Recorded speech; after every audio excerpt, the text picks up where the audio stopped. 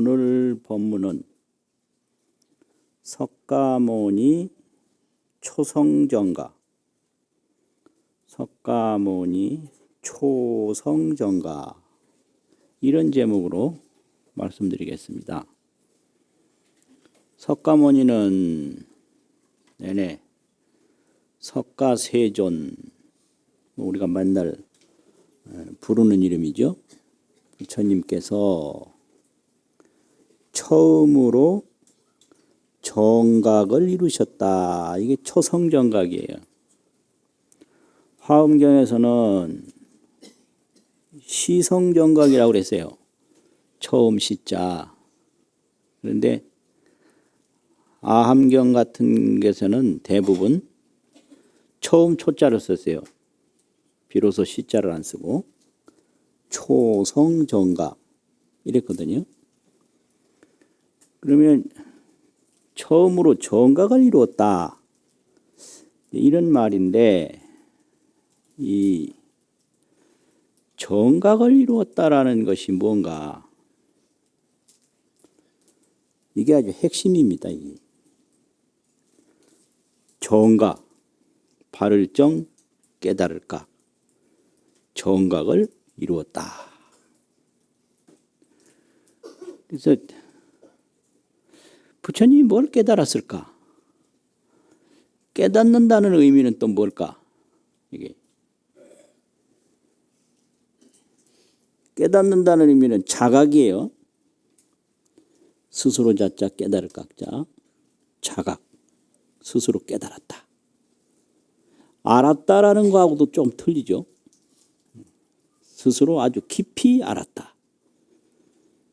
그 다음에는 자증이라고도 써요. 스스로 자자, 증명할 정자, 자증. 자각, 자증, 스스로 자증했다. 자증이라는 것은 자기 스스로 증명했다는 거죠. 스스로 증명한 거죠. 그 증명하면 어떻게 되는가? 의심이 전혀 없는 걸 증명이라고 합니다. 증명할 수 있어 그러면은 내가 의심이 안 들도록 확인시킬 수 있느냐 이런 뜻이거든요. 그래서 스스로에 의해서 모든 의심이 사라지는 것을 자증이라고 합니다. 자증. 자각, 자증. 그 다음에 또 쓰는 용어가 스스로 자자 볼견자, 자견이라고 그래요. 스스로 보는 거예요. 이 깨달음이라는 게. 정각을 이룬다라는 게요. 자견. 또 곳곳에서 이제 부처님을 표현하기를 스스로 자자 머물 주자 자주라고 그러거든요. 스스로 머무는 거예요. 그게 깨달음이거든요. 스스로 깨닫고 스스로 증명하고 스스로 보고 스스로 머문다. 자각, 자증, 자견, 자주. 이제 그걸 깨달음이라고 했는데, 깨달음이라는 말은 그렇고, 그러면 뭘 깨달았는가 도대체? 뭘 자증을 했고, 뭘 자각을 했고, 뭘 자견해서 무엇을 스스로 머물고 있는가? 무엇에 스스로 머물고 있는가? 이거거든요. 그런데 이제 이거를 한마디로 말하면 이렇게 설명해요. 아주 간단하게. 생멸고, 생멸, 나고 죽는 고통을 생멸고라고 그러거든요. 생사고라고도 하고, 생사나 생멸이나 같은 뜻이죠. 사는 멸이니까. 생멸고가 있어요. 우리에게. 나고 죽는 고통. 그 뭐 간단하게 말하면 생멸인데 여기는 생로병사죠. 그럼 늙는 게 이게 간단한 건데 이건 변인데, 변에서 달라지는 게 늙는 거거든요. 변이, 생멸. 근데 이 생멸하는데 생로병사에는 고통이 따라요. 그래서 그걸 생멸고라고 합니다. 그런데 부처님은 이 정각을 통해서 이 생멸고를 멀원자 여일리자 멀리 여이는 거예요. 생멸고가 없어요. 생멸고가 뭐 어떤 때는 오다 어떤 때는 안 오다 어떤 때는 있다 없다 그런 게 아니라 항상 없는 거예요. 그래서 항상 생멸고 없는데 머무는 거예요. 그게 자주예요. 생멸고 없는 걸 항상 자각하고요. 생멸고 없는 걸 자증하고 그 생멸고 없는 걸 항상 스스로 보고 자견하고 자주하고 이게 원리 생멸고거든요. 그 다음에는 정득 정멸락. 생멸이 없는 걸 정멸이라고 그래요. 고요할 적자. 그래서 이 생멸 없는 즐거움을 누구한테 받은 게 아니라 어디 가서 얻은 게 아니라 스스로 정득하는 거예요. 정멸락. 생멸 없는 즐거움을 정멸락이라고 그래요. 나고 죽는 괴로움을 생멸고라고 그래요. 그 말이 되잖아요. 생멸고 정멸락. 이렇게 보면 재밌어요. 이게요. 정멸락이 있고 생멸고가 있다. 그 생멸 없는 즐거움. 그 생사 없는 즐거움이 있거든요. 그걸 정멸락이라고 합니다. 또 나고 죽는 괴로움이 있어요. 이걸 생사고라고도 하고 생멸고라고도 해요. 그런데 부처님은 이 깨달음을 통해서 원리 생멸고, 생멸고를 멀리 여의고 정득 정멸락, 정멸락을 정득했다. 자각, 자증, 자견, 자주했다 이거예요. 그렇게 하신 것이 초성정각이다. 이 말이죠. 처음으로 정각을 이룬 것이다. 이런 뜻이죠. 근데 이 불교를 이제 집안 가풍화해서 계속 그 불교 가르침을 받들어가는 것을 교단이라고도 하지만 불가라고도 해요. 부처님 불자 집가자 불가.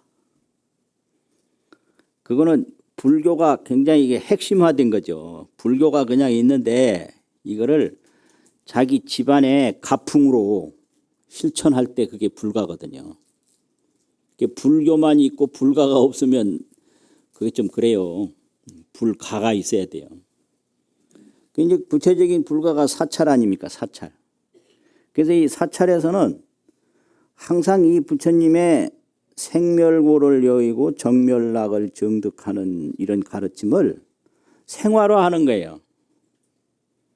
그래서 생활화할 때 조성예불도 하고 이제 공양도 하고 이러거든요. 그래서 사찰 생활의 핵심이 공양예불입니다. 공양시간, 예불시간 이게 아주 중요해요. 이 사찰 생활에서는. 먹는 거 이런 거. 그러면 이게 공양할 때 하는 그런 그 소홍이 있는데요. 그게 그런 거예요. 불생갑이라, 이제 성도 마갈타, 설법 바라네, 인멸구시라. 이걸 공양할 때 항상 해요.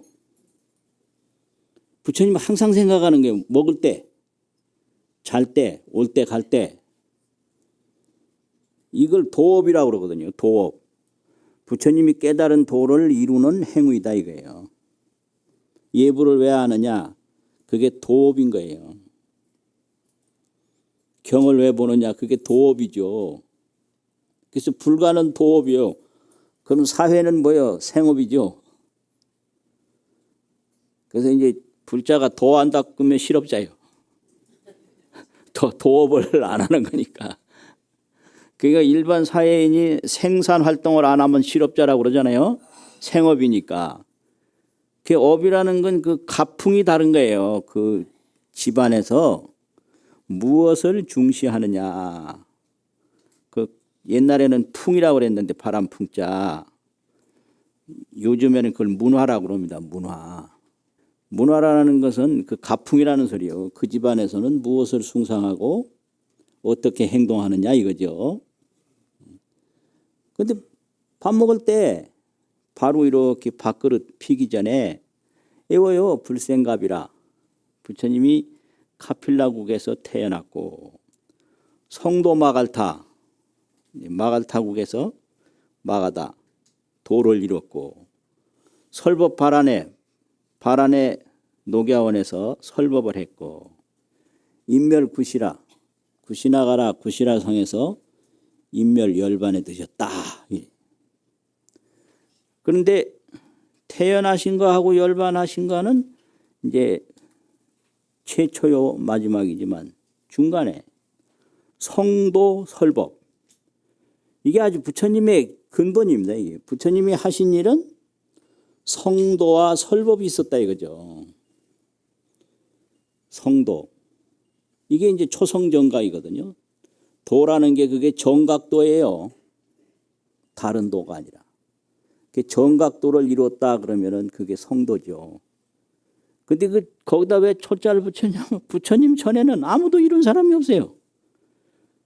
이 생멸고에서 정멸락을 정득한 분이 없어요. 부처님 전에는. 그래서 초성정각이라고 그래요. 그래서 이렇게 중요해요. 이 부처님이 깨달음을 이루셨다는 게. 그리고 부처님이 설법을 하셨다는 게 이렇게 중요해요. 그래서 부처님이 부처님일 수 있는 것은 정각과 설법이다 이거예요. 설법 안 한 부처님 없죠. 정각 못 이룬 부처님 없잖아요. 그래서 그것을 우리는 일상생활 속에서 봤더니까 그게 불교고 그게 불교 가풍이 되는 거죠. 그런데 정각이 그렇게 생멸고를 여의고 정멸락을 얻는 건데 이 팔상성도라고 하는 데는 정각을 이룬다, 성도한다 이렇게 표현 안 하고요. 항마라고 했어요. 수하항마상, 그 다음에 녹원전법상 이렇게 나가거든요. 항마, 항복받을 항마구니마, 마구니를 항복받는다 이렇게 표현했어요. 그래 이제 성도라고도 하고 항마라고도 하는데 이게 무슨 뜻인가? 이게 두 말이 다 맞는 말이고 선우가 있어요. 항마가 돼야만 성도가 돼요. 마라는 건 뭐냐? 마라는 것은 내심, 안으로 마음, 애경, 밖으로 경계. 이 내심과 애경에 분별 집착하는 게 마예요. 내심, 애경, 분별 집착. 이 내심, 애경에 분별 집착하는 것 때문에 정멸락을 못 얻는 거예요. 그러면 항마라면 어떻게 되냐? 심공이 돼요. 마음이 그 분별 집착심이 참 공해져 버려요. 또 밖으로 분별을 집착하는 마음이 공해져 버려요. 그래서 청정심이 되는 거예요. 정심. 그러면 이 내심 애경이 이제 공해지면 심공경적이라고 그래요. 마음이 공해지고 경계가 고요해졌다. 이게 항마입니다. 심공경적. 안으로 분별 집착하는 마음이 없고요. 밖으로 분별 집착하는 마음이 없어요. 자기 소견에 집착하고 밖으로 경계에 집착하고 그러면 이런 것들이 전부 마군이에요. 왜 마군인가? 이런 자기 생각이나 밖으로 사물에 분별하고 집착함으로 말미암아 자기가 괴로워지는 거예요. 자기 집착이 없으면 자기 고통이 없어요. 아, 이거 참. 고통은 다 자기 집착에서 오는 거예요. 근데 이런 그 내심 외경에 분별 집착하는 거를 그냥 놔두고 성불할 수 없어요. 그래서 그 분별 집착심을 쫙 다 항복시킨 경지를 사선정이라고 합니다. 사선정. 초선, 2선, 3선, 4선이 있거든요. 거기는 불고불락 청정심이에요. 불고불락 청정심에서 부처님이 지혜를 얻은 거예요. 이렇게 불고불락 청정심에 들어가서 딱 보니까 이 생사라는 게 이게 자체가 없고 이것이 있으므로 저것이 있고 이것이 일어남으로 저것이 일어난다. 차육으로 피유하고 차기고로 피기라. 이것이 일어남으로 저것이 일어난다. 이게 딱 보인 거예요. 이게 12연기 역순관찰이거든요. 이 생사고라는 게 자기 무명에서 일어난 거예요. 이게 차육으로 피유, 자기 무명이 있으므로 생사고락이 있고 차기고로 피기, 자기 무명이 일어남으로 이 생로병사 우비고뇌가 없어지는 거예요. 그런데 이게 불고불락 사선 청정심에 들어가지 않으면 안 보이는 거예요. 이게요. 그래서 항마가 안 되면 성도는 없다. 이걸 명심해야 돼. 깨닫는다고 하는 사람이 온갖 망상 집착을 가지고 깨달으려고 덤벼들면 안 되는 거예요. 이게요. 안 보여. 그래서 깨달으려고 하면 망상 집착을 항복시켜라. 심공경적이 되면 자연히 이 성도가 되는 거예요. 그래가지고 이제 이 생사라는 게 이게 무명이 일어나서 이게 생사가 있는 거지. 무명이 사라지면 생사도 사라진다. 이걸 깨달아요. 이걸 연기법이라고 그러거든요. 그래서 연기법을 깨달아서 부처님이 성불하셨다. 이렇게 되거든요. 그래서 이 생사가 무명에 의해서 일어났다라는 것을 깨닫는 순간에 그게 해탈인데요. 생사가 자체가 없다라는 것을 자각자증하면 생사해탈이 돼요. 그래서 생사가 무명에 의해서 일어났다라는 것을 자각하고 자증하는 순간에 그게 생사해탈인데, 해탈이 되면 거기서 해탈지가 생겨요. 지혜. 득해탈이하고 해탈을 얻어마치고 생해탈지라 해탈지가 생겼다. 이렇게 되는 거예요. 그 다음부터는 이제 해탈지로 살아가는 거예요. 분별 집착으로 살아가는 게 아니라. 그 해탈지를 다른 말로는 해탈지견이라고도 합니다. 해탈. 오분향할 때 해탈지견향 그러잖아요. 해탈로 알고 해탈로 보는 거예요. 해탈지견. 그래서 그 해탈지견으로 이제 말씀하신 거 있는데, 해탈지견으로 딱 보니까 생사는 이진이라, 생사는 이미 끝났다. 이게 해탈지견이에요. 생사 없는 거예요. 마구니를 항복받고 해탈지견으로 딱 봤을 때, 항복마군 해탈지견으로 보면 생사 없어요. 그 다음에 범행일입이라, 내가 닦아야 할 건 다 닦았다. 소자기판이라, 내가 이루어야 될 건 다 이뤘다. 불수후유라, 다시는 생사 없다. 이 본문이 그 해탈지견 첫마디예요. 생사는 없다. 할 일은 다 했다. 이룰 건 다 이뤘다. 내세의 생사는 나한테 없다. 이게 해탈지견이거든요. 영원히 없는 거예요.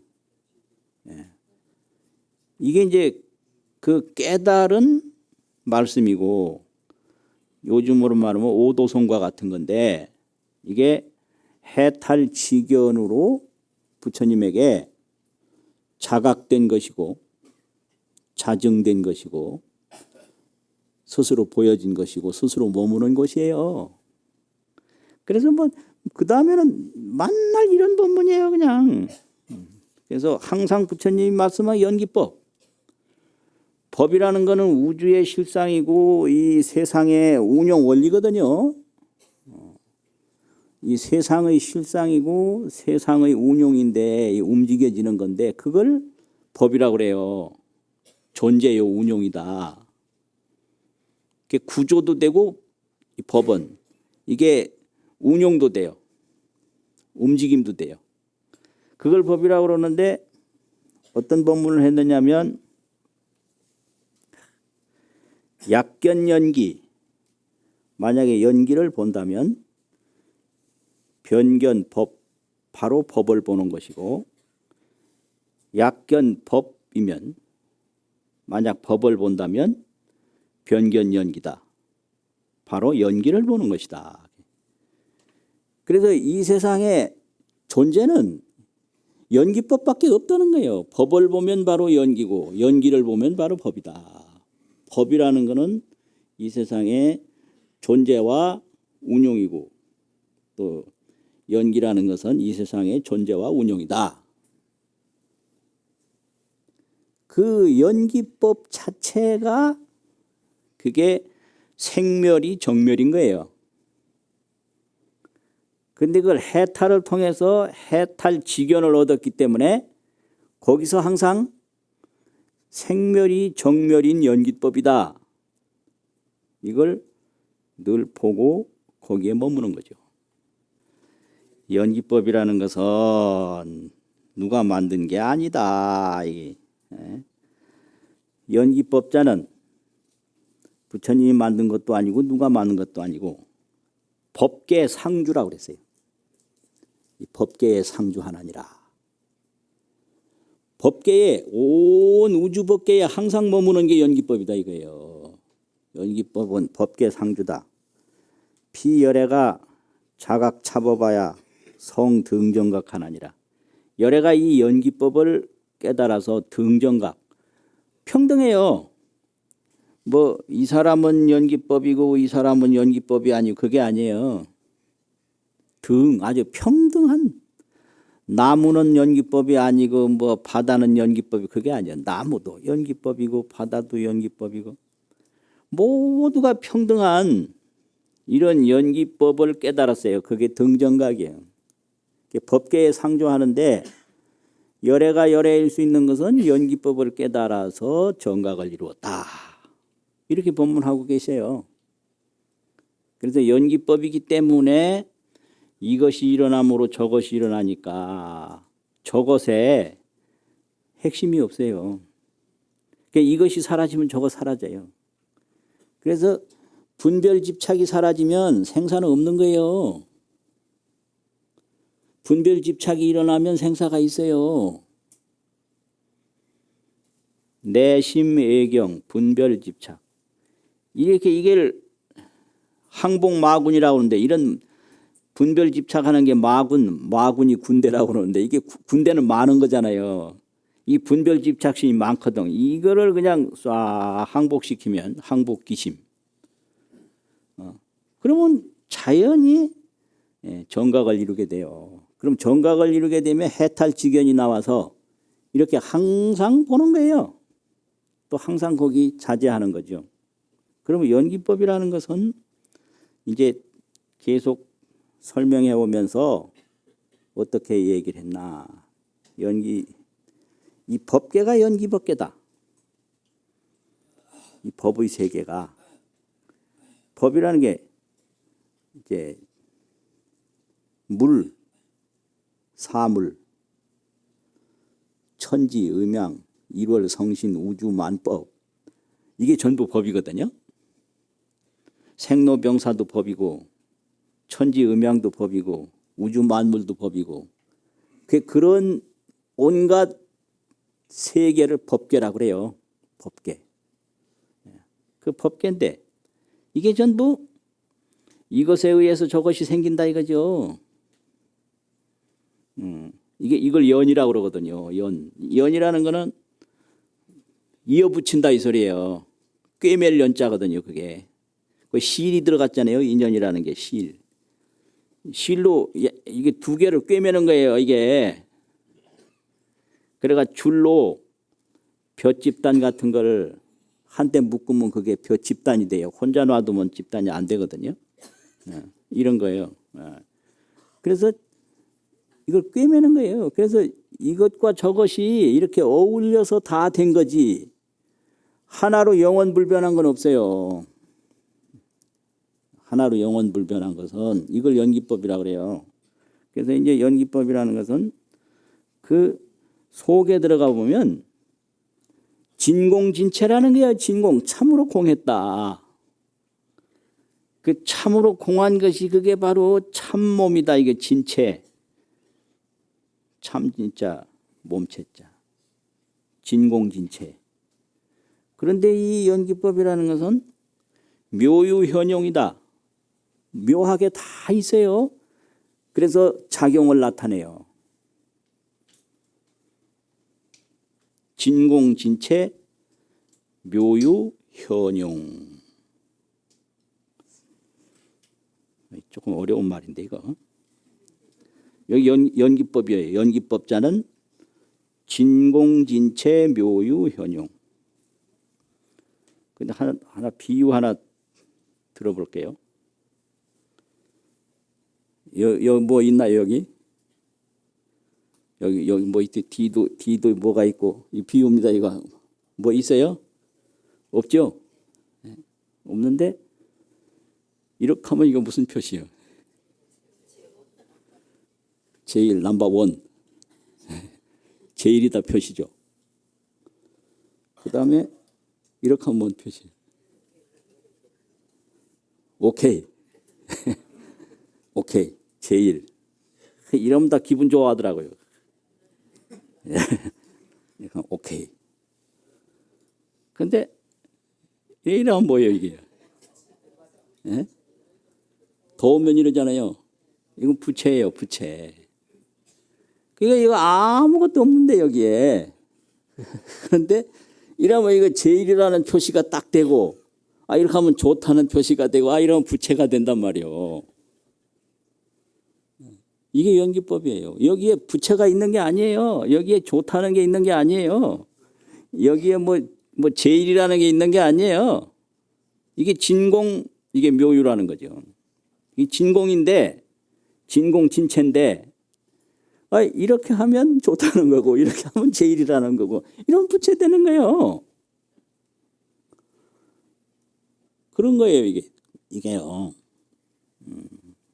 그래서 이 연기법은 이걸 깨닫는 순간에 어떻게 되나. 이제 부처님이 참 이상한 분은 이상한 분이에요.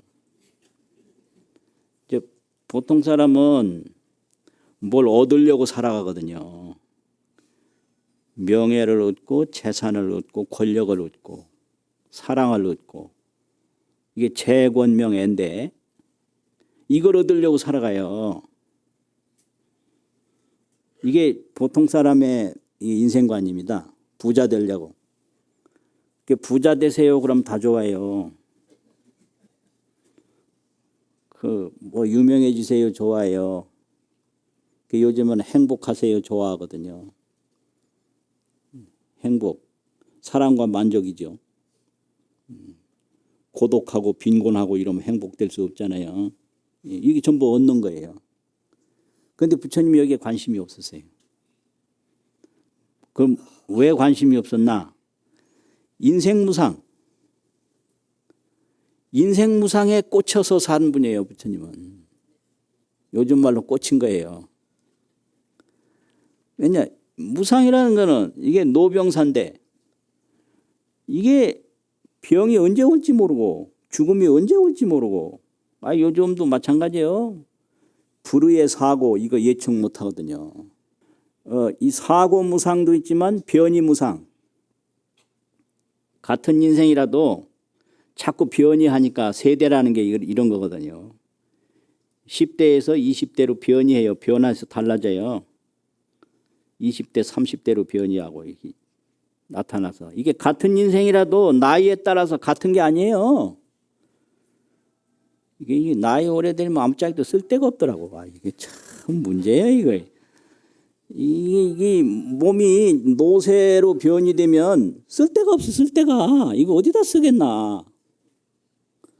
어린아이들은 예쁘긴 하지. 이게 늙어지면 예쁘지도 않아.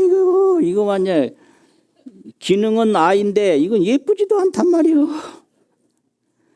이게 무상인 거예요. 변이 무상이 있어요. 변이. 그래서 부처님은 이 노병사, 인생 무상, 이거 도대체 이게 왜 있고 이걸 어떻게 하면 벗어날 수 있는가, 이거였어요. 인생. 그래서 부처님은 첫째 인생 무상. 인생 무상에서 뜻하지 않게 죽고 하니까 생멸고뇌. 이게 부처님이 고민한 거거든요. 이 인생무상 생멸고뇌에서 어떻게 하면은 벗어날 수 있고 어떻게 하면 해결할 수 있느냐. 아, 이게 돈 벌다 어느 날 갑자기 탁 죽으면 그럼 뭐 하자는 거예요? 나 이거 알 수가 없어, 진짜. 참 알 수가 없어. 내가 볼 때 노인들이 나이도 많은데 돈 나 지금도 안 써요. 왜? 돈 아껴야 된다고. 이걸 장수망상이라고 그러는데 자기는 한 200살 살 줄 알아요. 이거 장수망상이에요. 네. 이 장수망상이 다 있어요. 사람마다. 나는 적어도 한 130년은 살 거다. 뭐. 다 있어요. 네. 그런 생각만 하고 있는 거예요. 이 무상이라는 거를 못 느끼는 거예요. 인생 무상. 인생 무상, 생멸고뇌. 이것이 부처님의 아주 중요한 과제였기 때문에 거기서 이제 연기법을 깨달아서 정멸의락, 정멸이 즐거움이다. 이게 상락법계, 이걸 얻은 거예요. 인생무상 생멸고뇌에서 정멸의락, 상락법계, 항상 즐거운 법계가 있어요.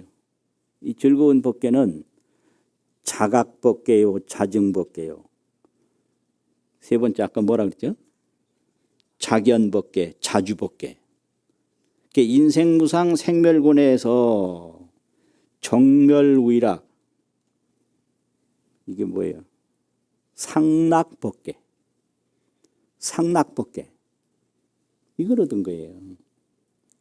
그러니까 이 해탈지견을 얻으면 생멸이 정멸인 거예요. 생멸이 정멸인 거예요. 예? 해탈지견, 생멸, 정멸. 생멸이 정멸이다. 이게 분별집착으로 보면 생멸고뇌인데 해탈지견으로 보면 정멸의락인 거예요. 아무도 몰라요, 이거를. 아무도 몰라. 어떻게 해야 하느냐. 이게 항복마군하고 마군이를 항복시키고 해탈지견으로 보면 거기서 생멸고뇌가 이게 정멸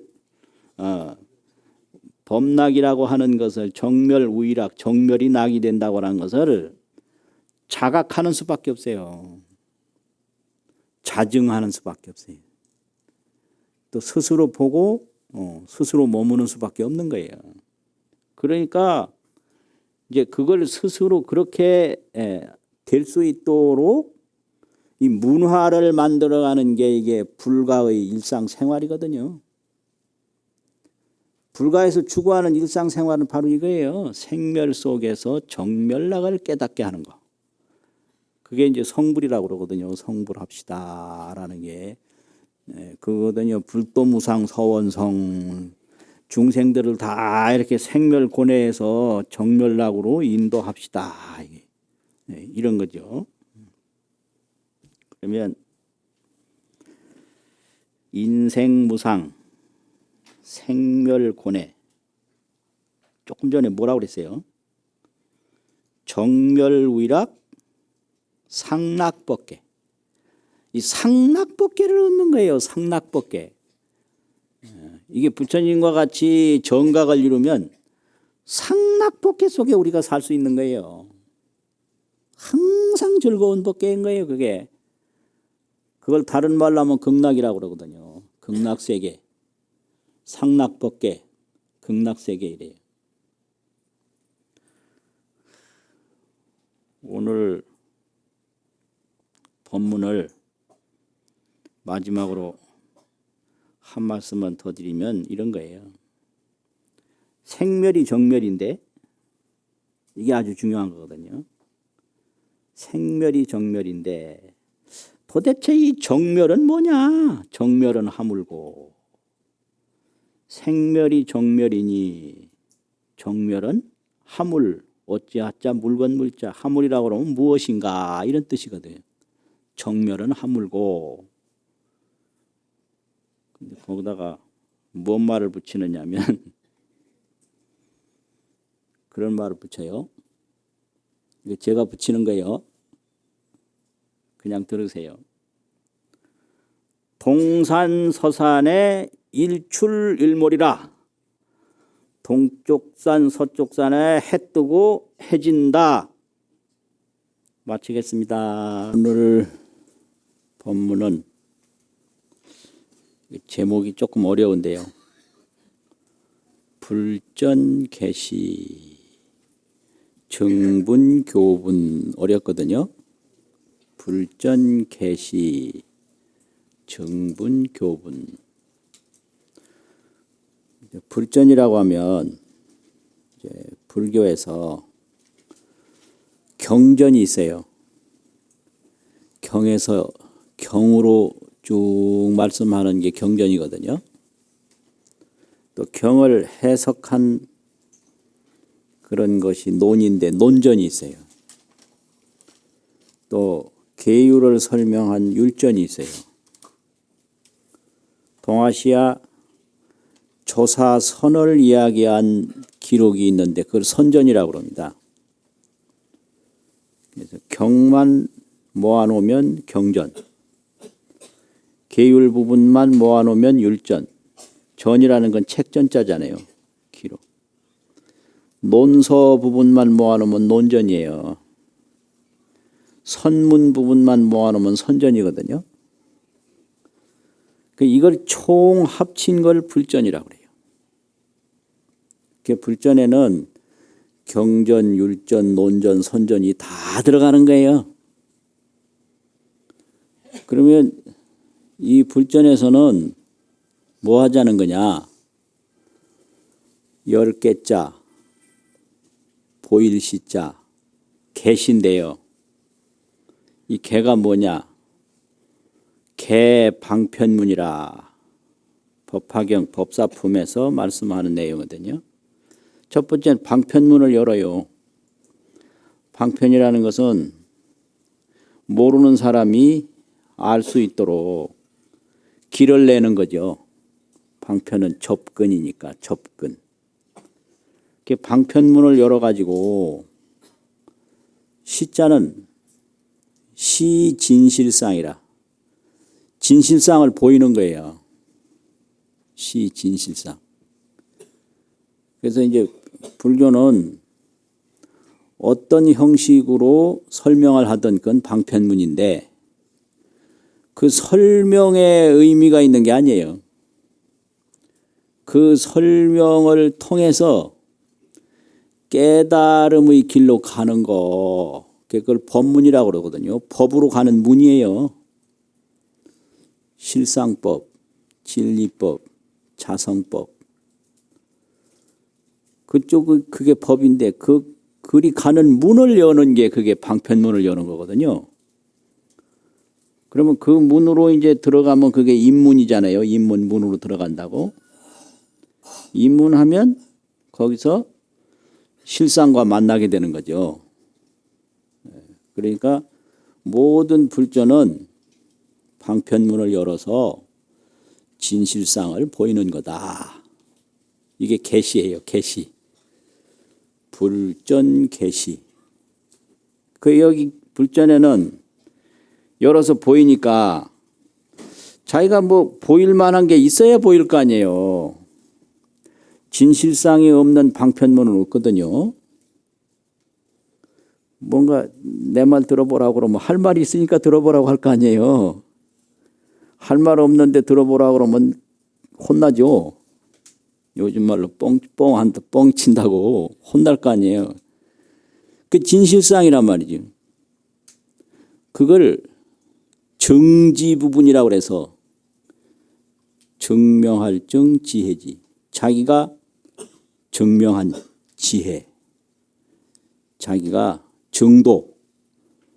정도라는 말이 있거든요. 도를 자기가 정득했다. 얻었는데 뼛속까지 얻었다. 이걸 정득이라고 그래요. 귀로 얻은 거 말고 문득, 견득, 봐서 얻은 것 말고 마음으로 얻은 걸 정득이라고 그러거든요. 뼛속까지 다 얻은 거예요, 정득은. 그래서 이 정득한 지혜가 있어요. 그걸 정지라고 그러거든요. 정지. 이 정지 부분을 정분이라고 그럽니다. 정분. 그러니까 깨달은 부분이죠. 깨달은 부분. 그래서 이 정지 부분을 가르쳐서 설명하고 깨우치는 것을 가르칠 교자, 분야라는 분자 내내 써서 교분이라고 그래요. 교분. 그래서 이 화엄학에서 많이 쓰는 말인데요. 신라시대 의상스님 또 의상스님 제자들이 정분, 교분, 정분설, 교분설 굉장히 많이 분리해서 설명했거든요. 뭐 예를 들면 법성계에서 앞에 나오는 사구를 정분이라고 그래요. 법성원용 무이상 제법부동 본래적 무명무상 절일체 정지소지 부영이요. 요거 7원 39 중에 초사구는 정분이다. 그건 정득한 부분이라는 거예요. 그게 정지소지 비여경이라고 그랬잖아요. 정득한 지혜로 알 수 있는 거지 다른 방법은 없다. 이랬잖아요. 그게 정분이에요. 그 다음에 이제 진성심심 극무묘에서부터 뭐 구례부동 명의불까지가 그 교분이에요. 거기서부터는 다 교분이다. 이렇게 분리해서 설명을 하는데요. 주로 설명하는 거 보면 그 진성심심 극미묘 거기서부터 설명을 하지 앞에 거는 이건 정분이기 때문에 정득한 지혜로 알 수 있는 거다. 이렇게 설명 아예 안 해요. 아예 안 합니다. 의상 스님이 그렇게 하셨어요. 설명은 안 하고 넘어갔어요. 그래서 정분과 교분이 있다 이거지. 그다 방편문이 있고 아까 뭐라 그랬죠? 진실상이 있다. 그래서 방편문을 여는 것은 진실상을 보이기 위해서다 이거죠. 그래서 이제 이런 거를 방편문 여는 걸 뭐라 그러냐. 이지표월이라 쓴다고 하는 써이자가 있거든요. 손가락 지자가 있어요. 목표라고 하는 그 표자가 있어요. 목표 지정하는 그걸 가르칠 표자라고 그래요. 가리킬 표, 달월. 이 손가락을 사용해서 손가락으로 달을 딱 가리키면 이걸 이지표월이라고 그래요. 손가락으로 달을 가리킨다. 나무변에 그 투표라는 표자, 그자 쓴 거예요. 네. 표월. 가리킨다 할 때는 그 표자 쓰거든. 나무변에 쓴 거. 목표 표자 써요. 이지표를 하면 이게 방편문을 연 거예요. 손가락으로 달을 가리키면. 그 다음에는 달 가리키는 이 손가락으로 가리키는 목적이 뭐겠습니까? 손가락에 있는 게 아니잖아요. 달에 있죠. 그 달이 그게 진실상이거든요. 그러면 가리킴을 딱 보고 그 가리킨 걸 본 사람이 할 일이 뭐냐. 인지견월이라고 합니다. 인지, 이날린 손가락지, 손가락으로 인해서, 손가락을 통해서 견월, 달을 보는 게 그게 달 가리킨 것을 본 사람이 할 일이에요. 이 손가락에 매달려 있으면 이게 안 되거든요. 그 의미가 없잖아요.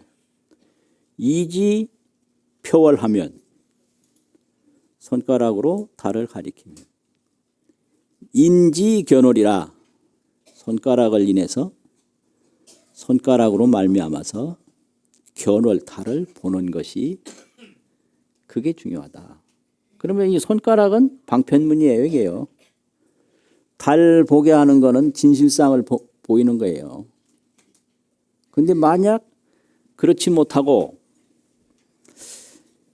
집지우이월을 하면 손가락을 딱 집착을 해서 잡을 집 손가락 짓자 손가락을 딱 집착해서 아 이거 진짜다 이래가지고 그걸 달이라고 생각을 하면 이게 집지우이월이에요. 손가락을 잡을 집 손가락집 하의 달월 이게 손가락인데 달이라고 한단 말이에요. 이거 아주 그냥 곤란한 거예요. 아주. 이게 아는 사람은 분명히 손가락인데 이걸 달이라고 막 우겨요.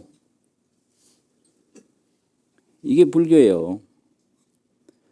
불교는 그 가르치는 데 목적이 있는 게 아니에요. 깨닫게 하는 데 목적이 있어요. 손가락에 목적이 있는 게 아니에요. 그 손가락을 통해서 달을 보게 하는데 목적이 있는 거거든요. 그런데 그렇지 않고 이걸 집지우이월을 해요. 이 손가락을 집착을 해서 이걸 달이라고 해요. 이게 굉장히 많아요. 이런 게요. 내가 며칠 동안 철야정진했다. 이건 손가락이거든요. 까불지 마라 이런 거. 내가 뭐 불교 교학에 대해서 아는 게 많다.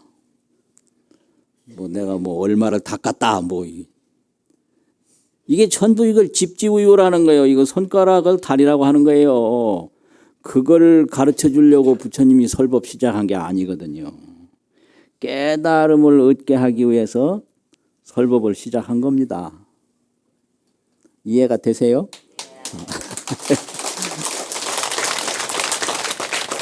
그런데 종종 이 손가락을 달이라고 하는 경우가 많아요. 그걸 내가 고양이한테 시험을 해봤는데 야 저기 좋은 거 있다 그러니까 이 고양이가 항상 이것만 쳐다보더라고요.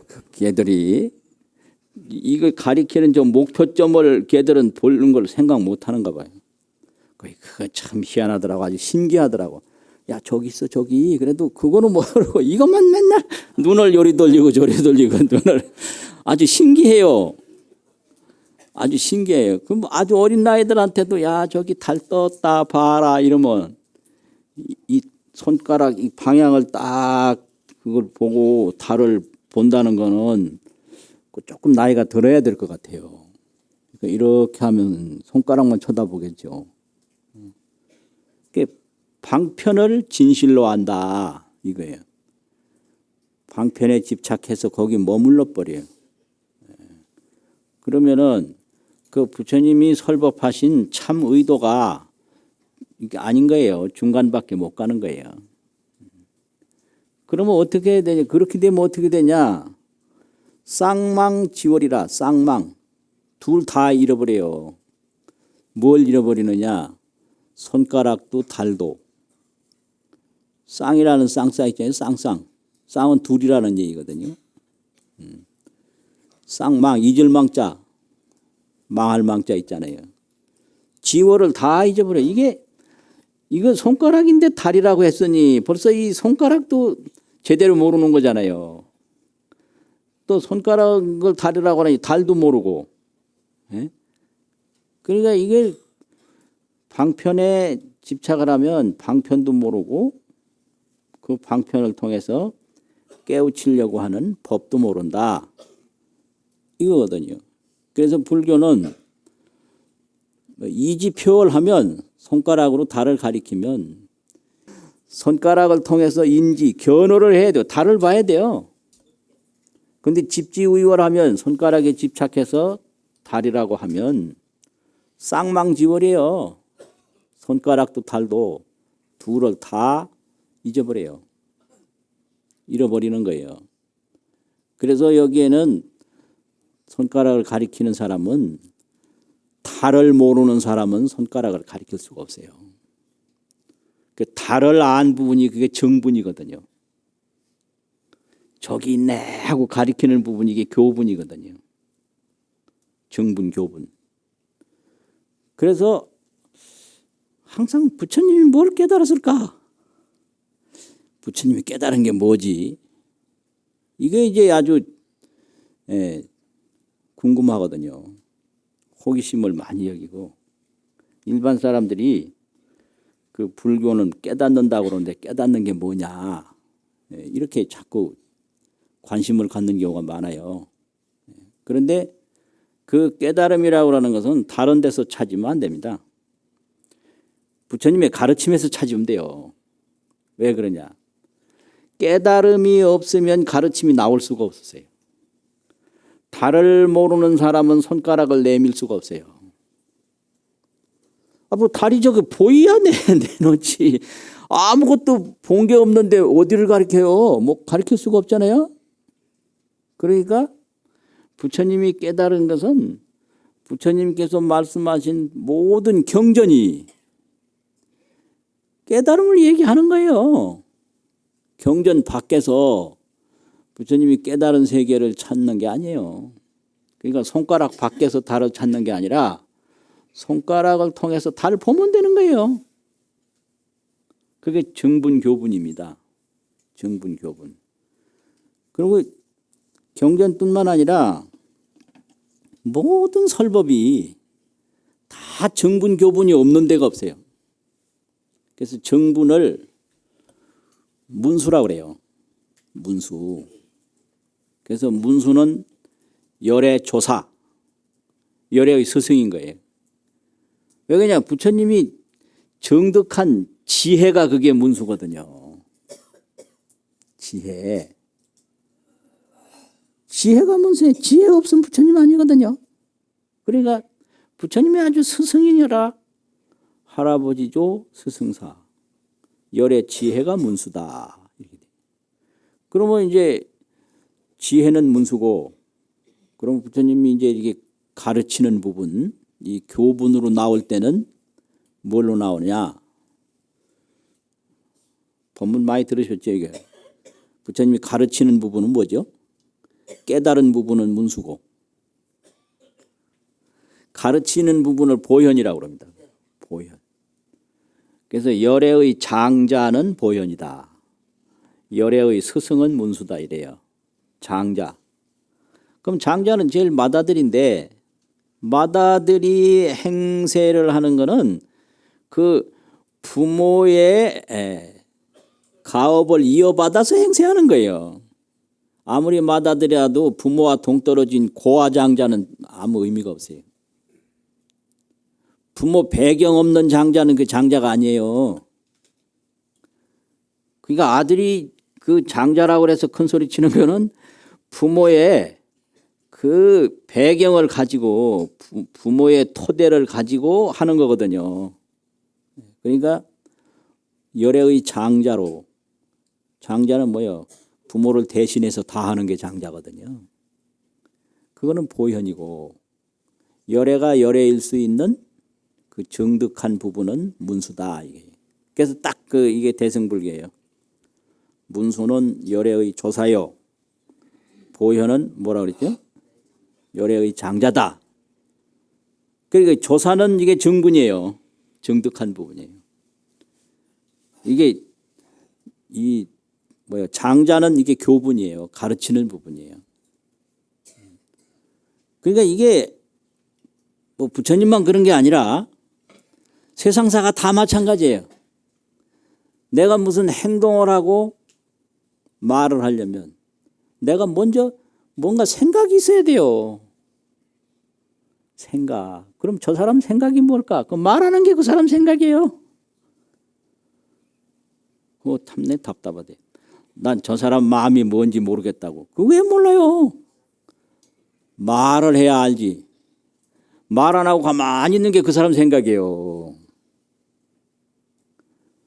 말을 하면 하는 게 그 사람 생각이고, 말을 안 하고 있으면 안 하는 게 그 사람 생각이에요. 그러니까 일부러 말하기 싫은 생각을 가지고 있는 사람에게 말시킬 필요가 없어요. 또 앉아있으면 앉아있는 게 그 사람 생각이고, 서 있으면 서 있는 게 그 사람 생각이고, 눈을 뜨면 뜨는 게 생각이고, 어떤 사람 눈 감은 사람 보고 왜 눈 감고 있느냐고. 그 사람 생각인데.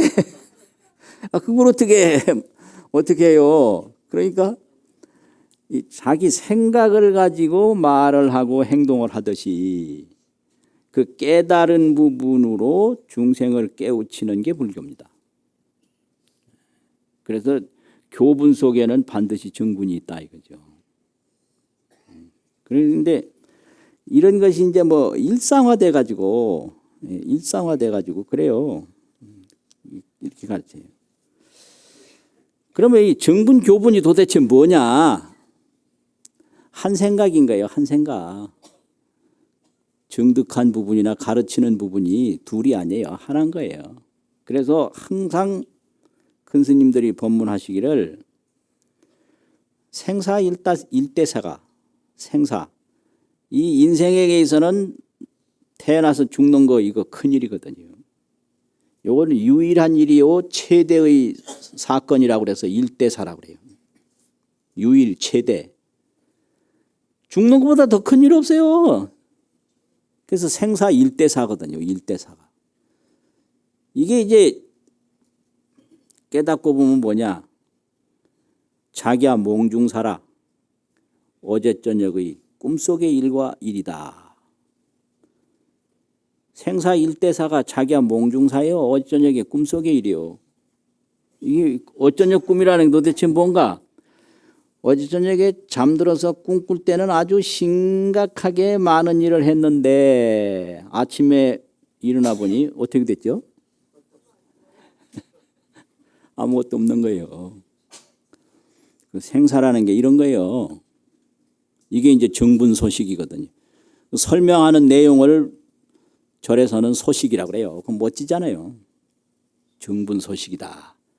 그 뭐냐? 소식은 뭐냐? 말하는 지금 내용을 말하는 거거든요. 지금 말하는 내용. 정분 소식이에요. 그럼 도대체 뭐냐? 아무것도 없느냐? 그게 아니에요. 실무 종종사. 여러 가지 일을 종종사라고 그러거든요. 종종사. 진실로 없다. 그런데 뭐만 있느냐? 유유일념자. 일념자가 한일자, 생각념자, 아들자자인데 아들자자는 어조사고 유유 오직 있다. 유유일념자 오직 그 일념 한 생각만 있다. 한 생각. 꿈꾸는 거, 꿈 깬 거.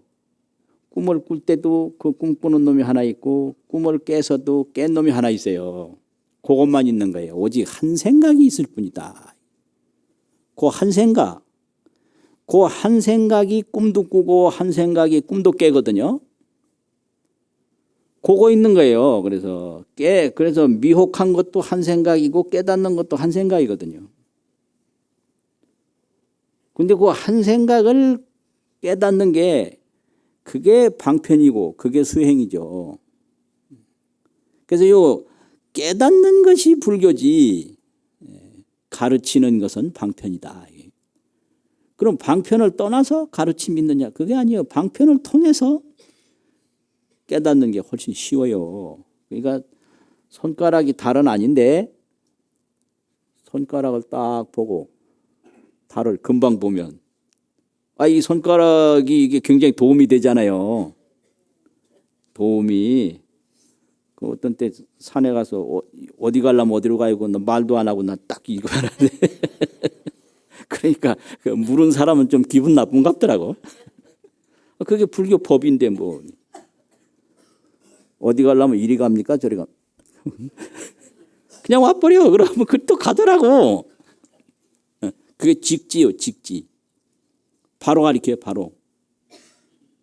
바로 가리키면 가면 되는 거지. 가면 자기가 다 알아서 볼 텐데. 어떤 때는 좀 미안하긴 하더라고. 이렇게 해서 가시면 되거든요. 이렇게 자세히 설명하면 좋은데 그냥 딱 가리키고 오니까. 그래서 이런 게 아주 그냥 일상화됐어요. 이렇게 가르친 내용이. 그전에는 법문하면 전부 이런 내용이에요. 바로 이 깨닫는 거. 바로 깨닫게 하는 거. 그래가지고 이제 물었어요. 흔히 많이 하는 법문인데 뭐냐 그러면 부모 소생신이 부모께서 낳아주신 이 몸이 유여 일착이라 마치 한 번 옷 입은 것과 같다. 이거 죽는 게 뭐 한 번 옷 벗는 것 같다 이런 말 하잖아요. 그래서 부모가 낳아준 몸이 한 번 옷 입은 것 같다 이게요. 그러면 이상하다. 그럼 부모 미생전에 부모가 낳지 않았을 그 이전에는 착의게 삼마오 옷을 무엇을 입었는가? 이게 전부 이게 정분을 그냥 일상화해서 가르치는 그런 내용이거든요. 그 물어요. 이 몸이 부모가 낳아주신 몸이 이제 옷이라고 한다면 부모가 낳기 전에는 내가 뭔 옷을 입었습니까? 이거 깨달음이 없으면 잘 말을 못하는 거예요. 이게. 예사로 해요. 그전에는 예사로. 그러니까 이제 선지식이 그냥 예사로 하나도 힘도 안 들이고 부모가 낳기 전에 뭔 옷 입었느냐고? 뭔 옷 입었습니까? 하절에는 착하복하고 하절 하복이 있잖아요. 여름철에는 여름 옷 입고 동절에는 겨울철에는 뭔 옷 입었겠어요? 여름 옷 입었을까요? 동절에는 착동복이라. 이게 이제 깨달은 소식이에요. 이 몸이 부모가 만들어준 몸, 옷인데 부모가 미생전에 부모가 나를 낳기 전에 무슨 옷을 입었습니까? 그러니까 아무 힘도 안 들이고 여름철에는 여름 옷 입었고 겨울철에는 겨울 옷 입었다. 이게 이제 정분 소식이거든요. 여기에는 이제 그 참나가 있는데 이 참나는 생사 삼세에 걸리질 않아요. 생사다, 과거, 현재, 미래다 전혀 없어요. 이 경지가 이게 진실상인데 이게 정지소지요. 정득한 지혜로만 알 수 있는 거예요. 그러니까 이제 방편법을 통해서 잘 닦으면 이렇게 되는 거예요. 부모가 나를 낳기 전에 여름에는 여름 옷 입고 겨울에는 겨울 옷 입었다. 이걸 아는 거를 이제 그 소식을 안다 이래요. 그런 소식을 안 하니라. 이게 깨달음이거든요. 이게 깨달음 얘기 자꾸 하려니까 힘이 들어 못 살겠네. 힘들어. 이게 정분 교분이에요. 다 이런 말이 있는 거예요. 정분. 그럼 깨달음이라는 게 뭐냐? 이거 십지경 제8지에 나오는 법문인데 비유로 이렇게 설명을 했어요. 그게 뭐 다른 게 아니라 비유인데요. 몽타 대하라. 몽타. 꽃몽자 떨어질 타자. 대하. 큰 대자 물하자가 있잖아요. 아주 큰 물 뭐 아주 그냥 강도 엄청난 강. 저수지도 엄청난 저수지. 이런 대하에 뚝 떨어졌어요. 꿈에. 그러면 꿈이지만은 그때는 꿈인 줄 모르니까 물에 푹 빠졌는데 어떡하겠어요? 아주 심각할 거 아니에요. 욕도 건널 도자가 있잖아요. 건너고자 해서 용력이라 막 힘을 쓰는 거예요. 욕도 용력을 해야죠. 그냥 막 힘을 써야죠. 이거 어떻게 하면 건너지 그래가지고 물에 빠졌으니까 그걸 건너가려고 그냥 죽을 애를 먹고 막 죽을 힘을 다해서 노력하다 보면 노력을 하다 보면 뭔 일이 벌어지죠? 그 물에서 벗어나는 게 아니라 그 꿈에서 깨게 돼요. 요게 묘법이라는 거예요. 이거 참. 그래 되면 어떻게 되냐? 적변교한다. 적변 곧 바로 문득 변자가 있거든요. 깨달을 각자가 있는데 이걸 꿈 깬다 그러면 꿈 깰 교 그래요. 깨달을 각자인데 또 꿈 깰 오자가 있어요. 적변 교호를 해요. 바로 꿈에서 깨게 돼요. 꿈에서 물에 빠져가지고 그 물 건너려고 애를 썼는데 애를 쓰다 보면 엉뚱한 결과가 벌어지는 거예요. 무슨 결과 벌어진다고 그랬죠? 물에서 건너가는 게 아니라 꿈에서 깨버려요. 이런 거 참 이게 묘법이에요. 묘법이 꿈에서 깨는 거예요. 물에서 건너가는 게 아니에요. 그래 되면 어떻게 되느냐? 그래 되면 몽하가 개식이라. 꿈도 그 하수 물도 닭의 쉴식. 쉴식이라는 건 다 쉰다. 쉰다는 없어지는 거거든요. 다 없어진다. 다 휴식을 해버려요. 꿈도 휴식하고 물도 휴식하고 없어요. 몽하가 다 없어요. 그게 해탈이거든요.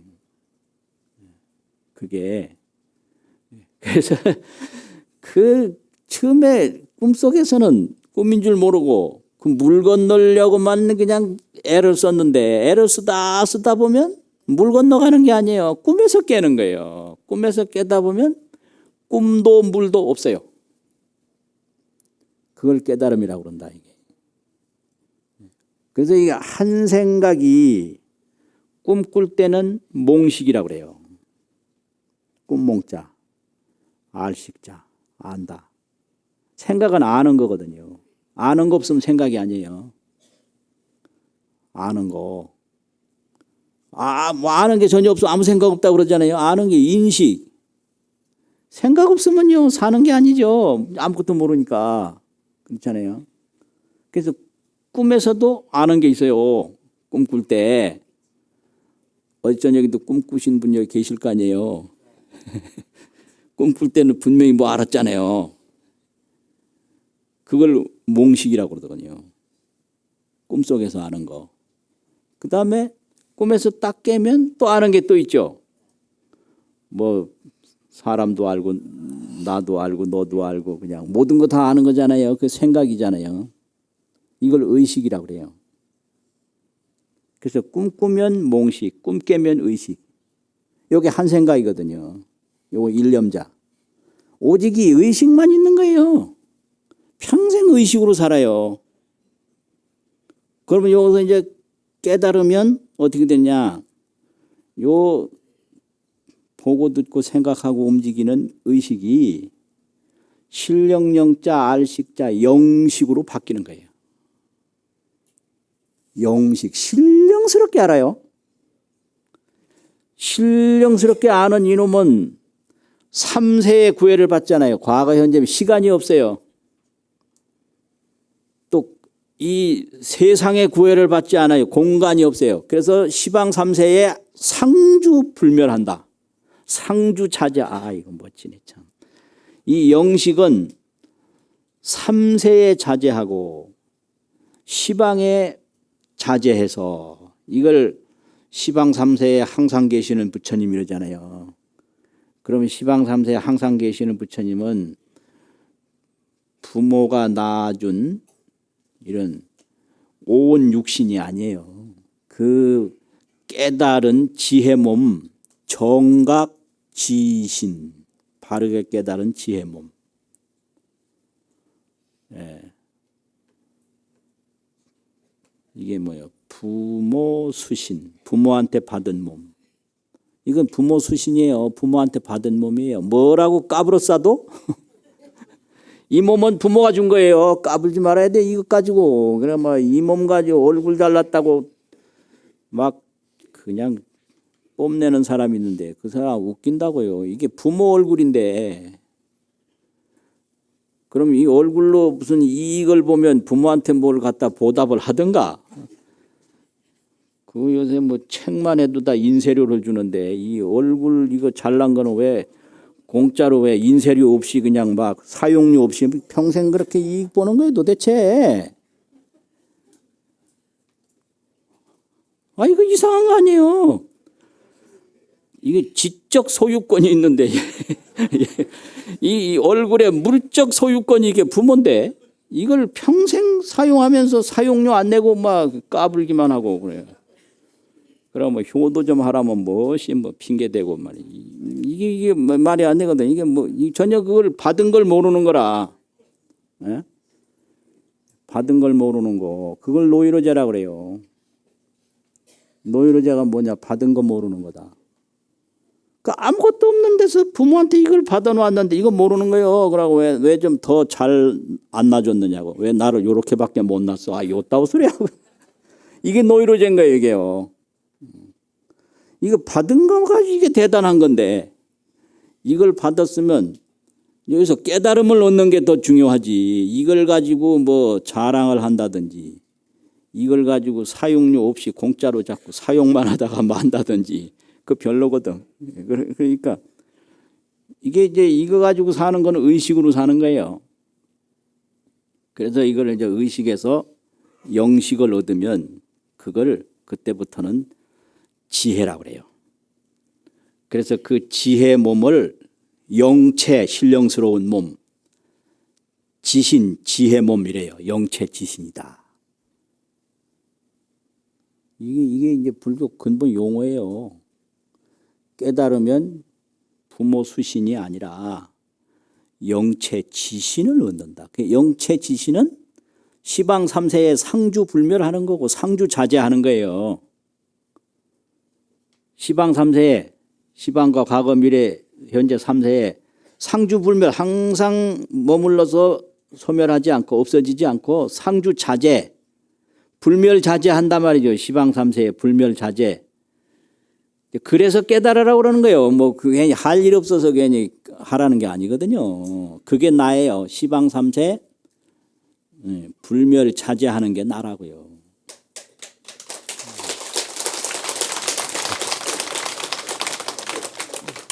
그걸 먼저 알아가지고 정분을 얻어서 깨우치는 게 교분이거든요. 깨우치는 게 이제 그런 거예요. 그래 돼 가지고 이런 그 깨달음에 대한 이야기를 뭐 경전마다 다 하고 뭘 깨달았는지 모르겠다. 그거를 다른 데 가서 찾으려니까 안 찾아져요. 경전 보면 나와요. 선사들이 뭘 깨달았는지 어록 보면 나오는 거예요. 그게 다 불전 계시니까 열어서 보여주는 거다 이 말이죠. 그러니까 달마대사가 뭘 가르쳤는지 달마 어록 보면 나오거든요. 그래서 다 손가락이란 말이에요. 그거 못 깨치면 되는 거죠. 근데 어록 그거 하나하나에 집착을 해서 요거다 그러면 그건 집지우유라는 게 손가락에 집착해서 이걸 달이라고 우기는 것 같거든요. 근데 이건 다 소용없다라고 하는 것도 안 되는 거. 이 깨달으려면 손가락을 보면 더 빠른데 그걸 왜 안 보고 그걸 딴 데로 가느냐 이 말이죠. 그래서 그런 거예요. 이게. 그래서 이제 우리나라에서 많이 보는 능엄경이라는 경이 있거든요. 그 능엄경 10권인데 능엄경이 그 9권째에 그런 말이 있어요. 9권째에 여등 1인이 너희들 가운데 한 사람이라도 발진 기원하면 그 참 진짜 일으킬 발자 발진 그 생각은 항상 이게 티끌 진짜 진심인데 그 영식은 참 진짜 진심이거든요. 이 티끌 진짜 진심은 생각 속에는 다 티끌이 섞여 있어요. 봤던 거 전부 티끌, 눈으로 본 티끌, 귀로 들은 티끌. 이게 물질이란 말이죠. 티끌은 이 물질이 섞여 있어. 그래서 그걸 티끌 진짜 마음 심자 진심이라고 그래요. 근데 어떤 본 기억이나 들은 기억이나 만나본 기억이나 이런 물질이 섞이지 아니한 참마음을 진심이라고 그래요. 그럼 우리가 지금까지 마음을 썼지만은 물질이 섞이지 아니한 참마음은 한순간도 써본 일이 없어요. 그 참 진짜 마음 심자 그게 난데 전부 티끌 진짜 마음 심자로 살아갔다 이거죠. 그래서 너희들 중에 한 사람이라도 발진 그 참마음을 드러내서 참마음을 일으켜서 일으킬 발자 아니에요. 참마음을 또 펼쳐서 기원, 돌아갈 기 근원은 근원으로 돌아가면 이게 깨달음이거든요. 깨달음은 뭐냐? 발진 기원이다. 있잖아요. 이 두이 밑에 이렇게 상다리 같이 이렇게 된 거 있잖아요. 근원원이라고 이렇게 쓴 거 있잖아요. 원류라는 월자 말고 두이 밑에 이렇게 올자 딱 쓴 거 양쪽으로 갈라진 거 기원이라고 그러거든요. 그 본래 그 영체 지신 그걸 기원이라고 해요. 신령스러운 몸, 지혜 몸, 영체 지신을 기원이라고 하는데 글이 돌아가요. 글이 돌아가려면 발진을 안 하면 못 들어가요. 티끌 마음에 헤매고 다니면 거기 못 들어가는 거예요. 그래서 그 참마음으로 돌아갔을 때 나의 근본 근원으로 돌아가게 되는 거거든요. 그게 발진 기원하면 참 이 차시방공이 이 우주를 전부 다 포용하고 감싸고 있는 시방허공이 실계소운이라 녹일소 없어질 운 이 시방허공이 다 없어진다 그랬어요. 여등일인 발진기원 차시방공 실계소운. 와, 이렇게 설명을 해요. 경에서도. 능엄경 제9권에 있는 거예요. 이렇게 다 깨달음을 얘기했는데 경을 보면 금방 다 이렇게 설명하고 있는데 뭘 깨닫는지 모르겠다고 이런 소리를 하고 이게 전부 교분인데 그러면 시방허공이라는 게 저게 뭐냐? 내 생각으로 만들어내는 허공이에요. 허공이 저게 긴 건지 짧은 건지 있는 건지 없는 건지 몰라요. 내가 저거는 푸르다. 허공이 뭐 풀어요? 허공이 검다. 허공이 어떻다. 전부 자기 의식에서 만들어낸 걸 식현공이라고 그래요. 식현. 의식에서 나타나는 허공이고 식현물이고 식현몽이고 전부 이걸 식소변이라고 그러거든요. 말 빨라지네. 식이 변화된 거예요. 나쁘다라는 것도 내 식이 나쁘다라고 변화시켜서 만들어낸 거거든요. 그래서 이 의식이라고 하는 건 화가와 같다. 그림 그리는 사람. 그냥 자기 마음대로 그림 그리는 거예요. 그래서 그 그림 하나하나가 화가의 마음이거든요. 그렇잖아요. 그래서 저게 일체 현상을 보는 게 전부 다 의식 소변이다. 의식에서 나오는 거다. 그러면 깨달음을 얻는 순간에 의식으로 만들어낸 세계는 없어져요. 꿈에서 깨는 순간에 물도 꿈도 없어지고 새로운 천지가 싹 열리는 거예요. 마치겠습니다. 오늘 법문은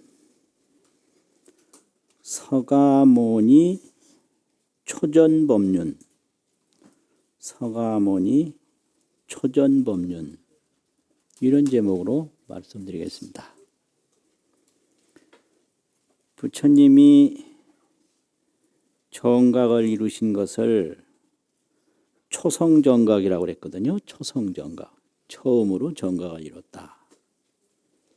또 부처님께서 설법을 하시는 것을 초전법륜이라고 그래요. 전법륜. 법륜은 법수례인데 법수례를 운전했다. 이게 전법륜이거든요. 그게 설법입니다. 그런데 그 부처님이 하신 설법은 아무도 한 사람이 없다 이거예요. 이 초전법륜이 무슨 의미가 있는가? 부처님이 깨달았다라고 하는 것은 부처님이 이 세상에 태어나신 거예요. 그걸 불보가 형성됐다 이럽니다. 삼보 중에. 그럼 불보 형성이 어디서 됐느냐? 보리수나무 밑에서 불보가 형성됐죠. 그러면 이제 설법을 하시면 그게 법보가 형성된 거거든요. 그럼 법보는 어디서 형성됐나? 부처님 설법을 어디서 하셨죠? 녹야원이라고 그러죠. 녹야원. 예. 녹야원에서 이제 초전법륜을 하셨으면 거기가 바로 법보가 형성된 곳이에요. 그러면 그 부처님의 설법을 듣고 오비고가 깨달았다고 그러잖아요. 그러면 오비고가 깨닫는 것과 동시에 승보가 형성된 거죠. 승보. 그래서 녹야원에서는 법보와 승보가 출현을 했고 보리수나무 마갈따국, 보리수나무 밑에서는 불보가 출현을 했다. 이러므로 부처님 설법은 그렇게 중요합니다. 그래서 이제 처음으로 정각을 이루시고 아무도 설하지 못하신 법을 부처님이 처음으로 말씀하셨기 때문에 초전법륜이다 이 말이죠. 그러면 그 초전법륜이 처음 시작돼서 평생을 하시는데요. 평생 일생을 통해서 설법을 하시는데 그 일생 설법이 그 의미가 뭔가? 부처님의 이 생애는 이 공타 자리, 자기의 이익이 공타, 다른 이와 함께하는 생활이에요. 자리가 스스로 이롭게 하는 거잖아요. 그 스스로 이롭게 하는 것이 공타, 다른 사람과 함께하는 자리가 돼요. 또 이타도 마찬가지예요. 이타도 공자 이타, 자기와 함께하는 이타가 되는 거예요. 그래서 설법을 쭉 하신다는 것은 부처님의 생활이 쭉 이어지는 거고요. 부처님의 생활이 이어진다는 것은 설법이 계속된다는 거죠. 이게 공타 자리요. 아까 뭐라 그랬지 또? 공자 이타다. 공자. 그래서 이 수행 중에 교화 수행이 있어요. 이건 대승불교에 와서 가르치는 건데 그게 교화득도. 이 교화를 계속해서 하면 도는 저절로 형성이 돼요. 이게 교화득도입니다. 교화를 통해서 자기 도가 저절로 이루어져요. 이게 바로 공타자리가 되는 거거든요. 공타자리. 또 부처님이 설법하시기 전에 수행을 쭉 하셔서 깨달음을 얻으셨잖아요.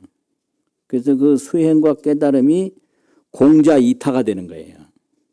공자이타. 그러니까 부처님 생애는 깨닫기 전에 수행 정진하신 거나 깨달은 후에 설법하신 거나 같은 거예요, 이게. 공타자리가 이제 성도하기 전이라면 성도한 후에는 잘못했나? 성도한 후에는 어떻게 돼요? 성도한 후에는 공타자리고 성도하기 전에는 공자이타가 되는 거죠. 공자이타. 이게 같은 거예요. 그러니까 부처님의 생애에는 수행정진이나 대중설법이 이게 동일한 생활이 되는 거예요. 이게 분리가 될 수가 없는 거죠. 그런데 부처님이 평생 법문을 하셨는데 법문한 게 과연 뭐냐? 법문한 핵심이 뭐냐? 이건데요.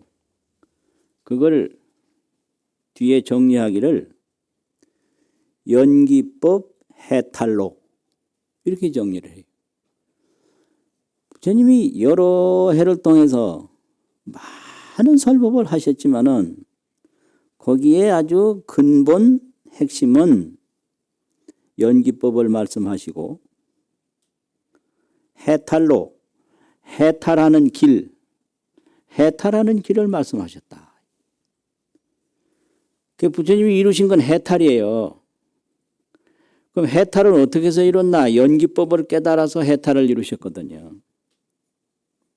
그래서 연기법 해탈로, 그것이 부처님 설법이다 이 말이죠. 그래서 부처님은 아무리 많은 말씀을 여러 곳에 하셔도 언제나 내용은 연기법이요 해탈의 길이다. 그 외에는 말씀 안 하셔요. 그래서 해탈에 방해가 되는 질문을 누가 하면 입을 딱 닫아요. 그러니까 이게 말을 안 하는 것도 부처님의 대단한 설법이거든요. 이걸 무기설법이라고 그러는데, 기록할 수 없는 설법. 이 말 안 하는 거 이거 참 좋은 거예요, 이거요. 말 안 하는 것. 그럼 부정도 아니고 긍정도 아닌 거 글쎄요 이 말도 있는데 부처님은 글쎄요 이런 말은 없는데 말을 안 해버려요. 이 무언이라는 게 이게 무서운 또 설법이거든요. 그리고 왜 어떤 때 무언을 쓰시느냐? 해탈에 방해가 되는 질문을 하면 말씀을 안 하세요. 그 연기법에 어긋나는 질문은 말씀 안 하세요. 그래서 항상 부처님은 연기법 해탈로, 그게 일상설법이다 이 말이죠. 그러면 이제 설법 법상 연기법 해탈로가 아주 근본인데, 그걸 말씀하시기 위해서 어떤 이 항목, 어떤 항목, 그 항목을 불교 경전에서는 법법자, 왜 무슨 반야심경에 제법 공상하는 상자 있잖아요. 서로 상자. 그걸 법상이라고 그럽니다. 그 법상. 법의 항목이에요, 그게. 부처님은 내용은 연기법인데 그 연기법을 설명하실 적에 어떤 항목에 말씀을 하셨나. 이런데 이거를 이제 계속 이야기하기를 사성제 12연기 이렇게 얘기를 해요. 사성제 12연기가 그게 부처님이 설법하신 항목이다. 법상이다 이거죠. 이걸 더 이제 사성제를 더 넓히면 37도품이 되는 거예요. 37도품. 그 통도사에 가면 이 경전을 보관했던 해장보각이라고 있는데 그 앞에 37도품을 이렇게 돌에 새겨서 딱 세워놨어요. 근데 그걸 설명은 안 해요. 근데 거기다 새겨놔요. 그게 한국불교예요. 그러면 한국불교는 뭘 하냐? 천수경, 예불문, 반야심경 뭐 이런 거죠.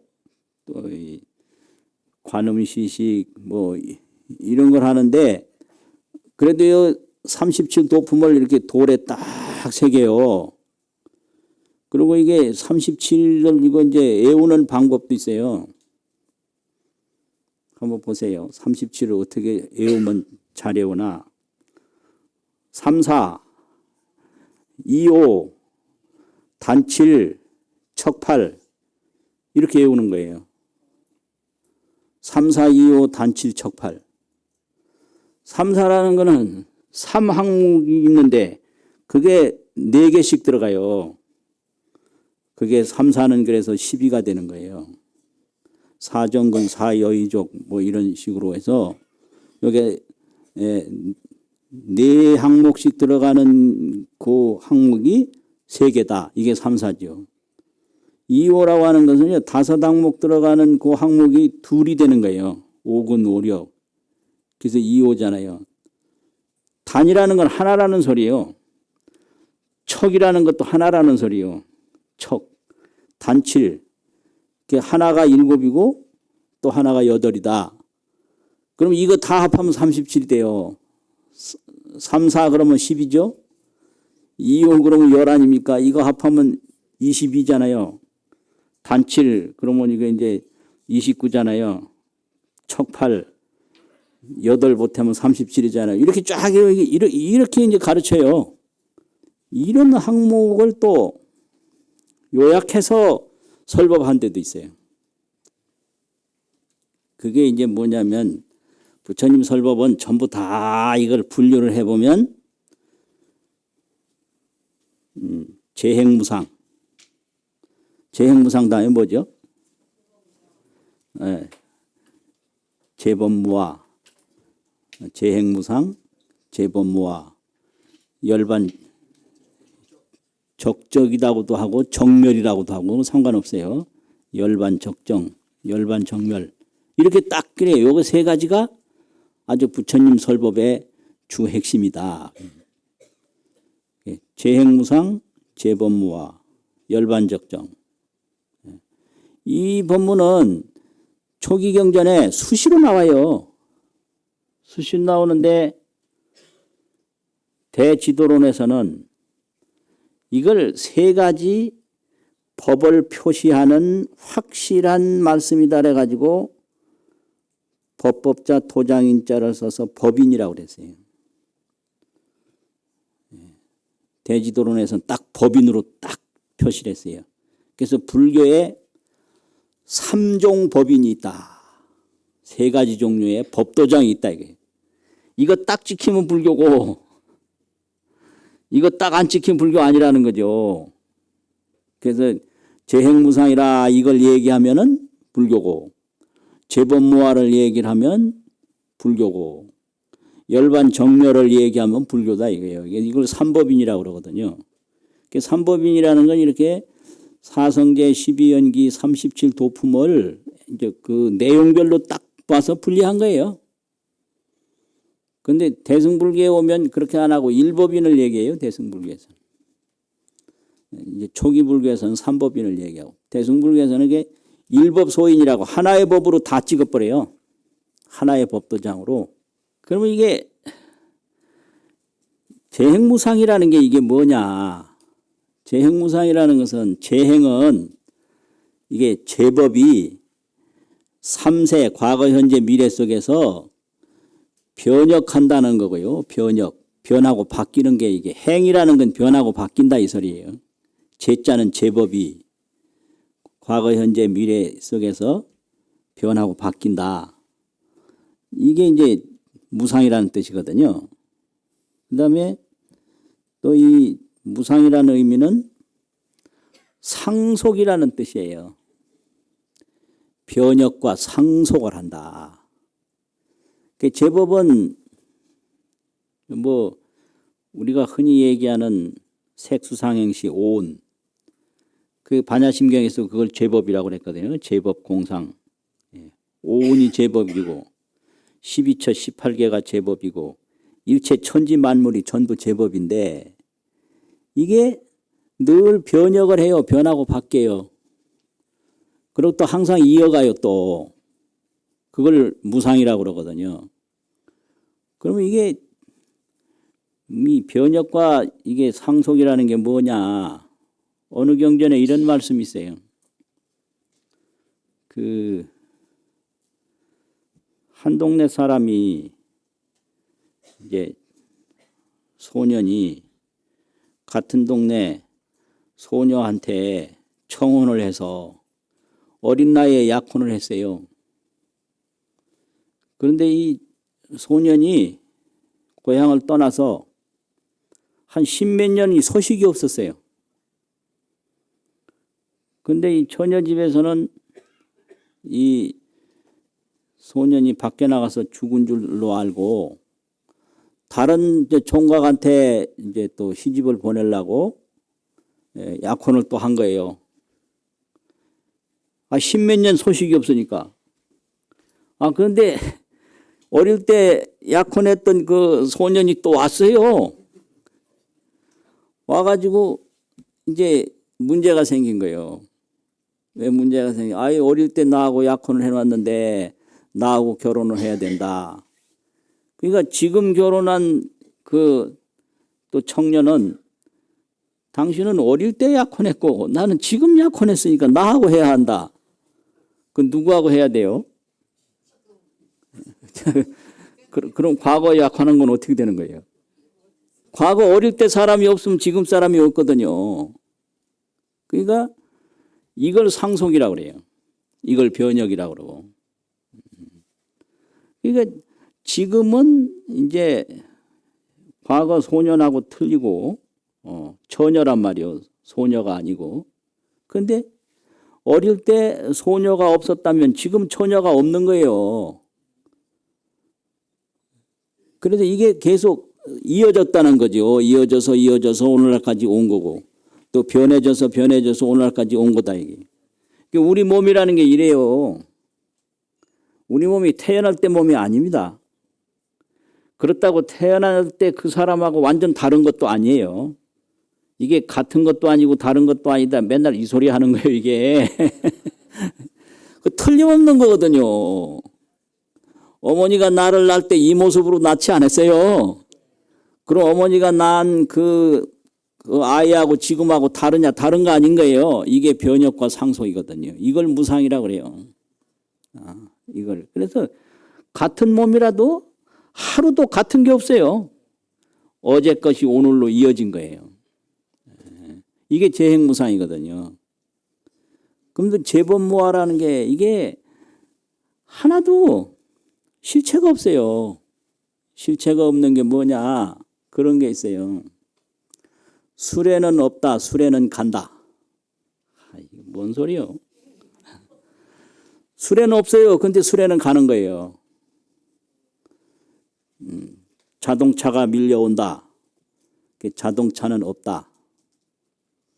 자동차는 없다. 자동차는 밀려온다. 이게 재범무화인 거거든요. 이게 그 나선비구경에 있는 말인데요. 수레라는 게 뭐냐? 수레는 없다 이게. 그 없다는 게 뭔 말이냐? 요 바퀴가 수레냐? 그 뭐 바퀴와 바퀴를 연결하는 게 수레냐? 뚜껑이 수레냐? 뭐 옆에 난간이 수레냐? 다 아니라는 거예요. 난간은 그냥 난간이지 수레는 아니라는 거예요. 그래서 수레를 하나하나 보면 수레가 없는 거예요. 이게 재범무화예요. 그런데 수레는 또 잘 가요. 이것이 무화 상속이기 때문에 이걸 무화윤회라고 그래요. 재범무화, 이게 재행무상. 이게 무화이면서 윤회인 거예요, 이게. 그러니까 이거 생각으로 보면 내가 없는데 윤회를 누가 하나? 맨날 이거 물어요. 아주 골치 아프 죽겠어요. 예. 그러니까 보세요. 수레는 없다. 재범무화거든요.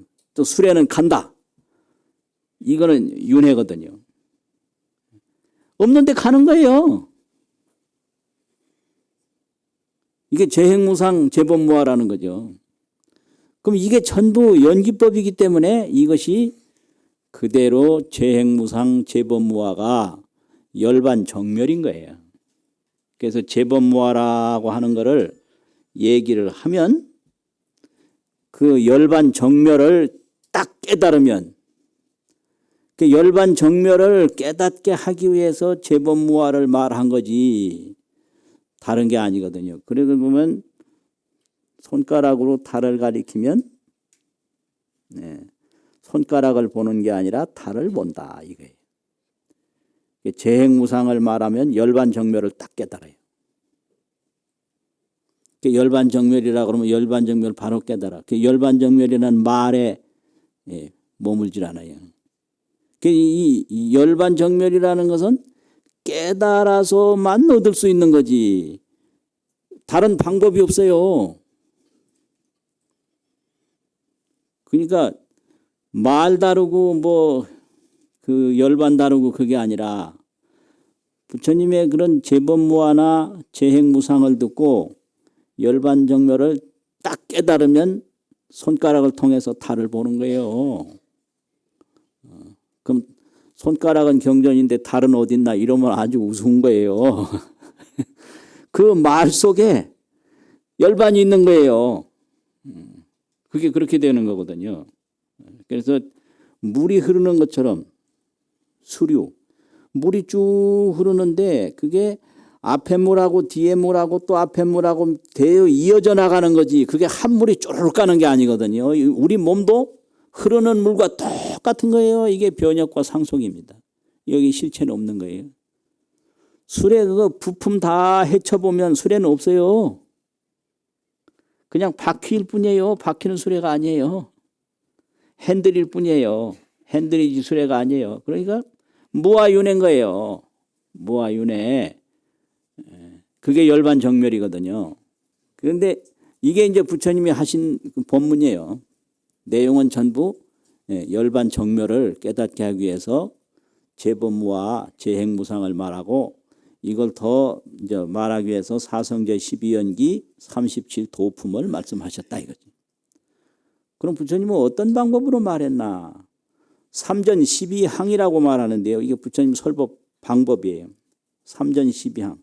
그러면 사성제를 말하는데 사성제 설법을 할 때 한 항목에 3번씩 해요. 그게 뭐냐면 한 항목 요게 보일 시자가 있고요. 권할 권자가 있고요. 증명할 증자가 있어요. 이걸 시권정이라고 그래요. 열반이 있다. 이렇게 하는 거예요. 이게 시요. 열반은 정득해야 된다. 이게 권이에요. 나는 열반을 정득했다. 이게 정이에요. 그래서 언제든지 당신의 깨달음으로 증명을 해요. 그런데 부처님 이후에는 부처님 설법으로 증명을 하든지 자기 스승의 가르침으로 증명을 하든지 이제 경전이 유통된 후에는 경전으로 증명을 해요. 그래서 이걸 경정설법이라고 합니다. 부처님 당시에는 당신의 깨달음이 증명해요. 나는 깨달았다 이런 식으로. 이걸 시전, 권전, 정전 이렇게 얘기를 해요. 보여요. 열반이라는 게 있다. 고도 마찬가지요. 괴로움이라는 게 있다. 지고 단집 번뇌를 끊고 고통을 알아야 되고 고통이라는 게 있다. 이게 시죠. 시. 또 고통인 줄 알아야 된다. 이게 권이죠. 또 나는 고통인 줄 알았다. 이게 번뇌는 이제 끊는 거예요. 번뇌가 있다. 번뇌는 끊어야 된다. 나는 번뇌를 끊었다. 도가 있다. 이게 시예요. 도는 닦아야 된다. 나는 도를 닦았다. 이렇게 어떤 항목이든지 보여주고 권해주고 증명해주고 그래서 사성제로 중심이 되니까 삼전 12항이다. 이 항이라는 게 항렬이라는 항자거든요. 그게 순서라는 거죠. 차례, 삼전 12항 이런 식으로 법문을 하세요. 그러면 이게 삼전 12항으로 하시던 어떻게 하시던 내용은 전부 연기법인데 그 연기법을 이제 설명을 하는데 그 아주 유명한 마승비구라는 비구가 있어요. 마승비구라는 이 비구는 이제 오비구에 속하는 분이고 석가족이에요. 종족이.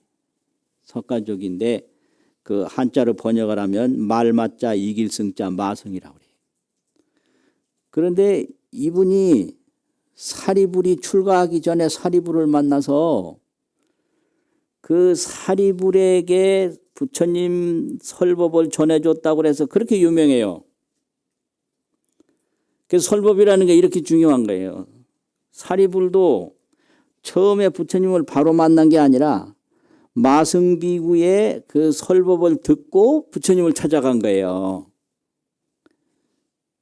그러니까 이게 전생부터 닦은 게 많은 사람 한마디만 듣고도 발심해서 깨달아요. 이렇게 설법을 많이 들으면 내 생에는 금방 알아요. 이제는. 그러면 지금이 상속돼서 내생이 되는 거예요. 우리 몸에 수백 대 할아버지가 다 있는 거예요. 이게 계속 상속돼서 이어진 거기 때문에 과거가 오늘날로 상속되는 거지 과거가 단절된 게 아니거든요. 그 마찬가지로 지금도 이제 미래로 다 상속되는 거예요. 그러니까 사리불 같은 경우가 그런 경우예요. 한마디 듣고 그냥 바로 한 거예요. 그 뭔 말이냐? 그 어디더라 이게 불본행집경 제48권에 마승비구의 설법이 있는데 제법은 종인생이요. 부처님은 항상 이런 말씀을 하신다. 모든 법은 인연으로부터 생기고 제법은 종인멸이라 모든 법은 인연으로부터 사라진다. 여시멸여생을 이와 같이 멸과 생을 사문설여시라. 사문 그 당시 부처님은 사문이라고 그랬거든요. 사문은 이와 같이 말한다. 이 말 딱 듣고 사리불이 깨달았어요. 그래서 바로 부처님 찾아가서 제자가 된 거예요. 이게 바로 이 설법이 뭐냐면 하나의 불이 다른 데다가 불을 붙이면 거기서 또 불이 일어나서 또 다른 데다 또 불을 붙이고 이렇게 돼서 그 설법을 통해서 또 깨닫고 해서 오늘날까지 이렇게 오는 겁니다. 이게. 그런데 이 강당에서는요. 이 개송을 어디서부터 유래가 됐는지 이렇게 외우지 않고 제법은 종연생이요 제법은 종연멸이라. 아불대사문은 상작여시설이라. 우리 부처님 훌륭한 사문께서는 항상 이와 같이 말씀을 하신다. 이렇게 외워요. 이게 아주 불교의 근본이에요. 모든 법은 인연으로부터 나온다. 모든 법은 인연으로 사라진다. 그럼 여기에는 무아요, 윤회가 있다 이거지. 무아윤회. 그게 윤회라는 것은 무상해서 이게 실체가 없는 건데 그러면서 변혁과 상속으로 계속 이어지는 거예요. 이걸 윤회라고 그래요. 변혁과 상속으로. 근데 하나하나 보면 실체가 없어요. 수레는 없는데 수레가 가는 거예요. 수레 그 부품 헤쳐봐요. 거기 어디에 수레가 있어요. 그런데 이제 뒤에 오면 이 인연법을 아주 세밀하게 설명을 해요. 화엄학에서는 어떻게 설명을 하느냐. 병을 이렇게 하나 만들었는데 그 안에 병 안에 공간이 있어요. 그걸 병공이라고 합니다. 병에 있는 허공이라고. 또 병보다 더 큰 이런 이만한 항아리가 있는데 그 항아리 안에 뭐가 있죠? 허공이 있죠. 그걸 옹공이라고 그래요. 단지 옹자가 있거든요. 또 집을 넓게 이렇게 지어 놓으면 그 문 열고 들어가면 뭐가 있죠? 방이 나오죠, 방. 방인데 그게 또 공간이에요. 이걸 실공이라고 그래요. 그래서 허공이 병공, 옹공, 실공. 그럼 문 열고 나가면 뭐가 있어요? 네? 무변 허공이 있는 거예요. 무변 허공. 끝없는 허공이 있어요. 이 끝없는 무변 허공에서 병을 요만큼 맞는 사람은 병만큼의 허공을 얻고 항아리 만든 사람은 항아리만큼 허공을 얻고 집 지은 사람은 그 방만큼의 허공을 얻는 거예요. 그런데 그거 다 어떤 허공이든지 이 무변 허공에서 조금도 벗어나지 않은 거예요. 그래서 이 연기라는 게 인연에 의해서 병도 되고 그 병을 만들면 그게 인연이잖아요. 그 병이 만들어지는 거는 일어날 기자 긴 거예요.